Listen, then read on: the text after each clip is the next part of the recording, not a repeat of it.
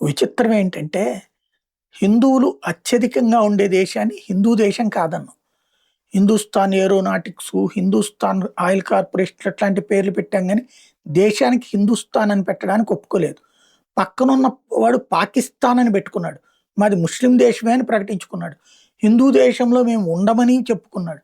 అప్పుడు వాడు పాకిస్తాన్ అయినప్పుడు మనం హిందుస్థాన్ అని పెట్టుకోవడానికి మొహమాట పడ్డం, అలా జరిగిపోయింది, అయిపోయింది. తర్వాత రోజుల్లో రాముడి గురించి మాట్లాడితే అసమర్థులు, తెలివి తక్కువ వాళ్ళు. హిందుత్వం గురించి మాట్లాడితే మత ఉన్మాదులు. ఇప్పటికి కూడా అదే ముస్లిం గురించి మాట్లాడితే లౌకికవాది, క్రైస్తవం గురించి మాట్లాడితే లౌకికవాది. ఒక ఓవైసీ లౌకికవాది, ఒక క్రైస్తవ మత ప్రబోధకులు లౌకికవాది, హిందువు మాత్రం తన దేవుడి గురించి మాట్లాడితే మతోన్మాది. చివరికి మొన్న కాక్రోచ్ జనతా పార్టీ ఉద్యమం దగ్గర కాషాయపు డ్రెస్ వేసుకొచ్చినందుకు రానివ్వకుండా తన్ని తరిమేశారు. స్కార్ఫ్ వేసుకుని వస్తే తన్ని తరిమేసిన ఘటనలు చూసాం.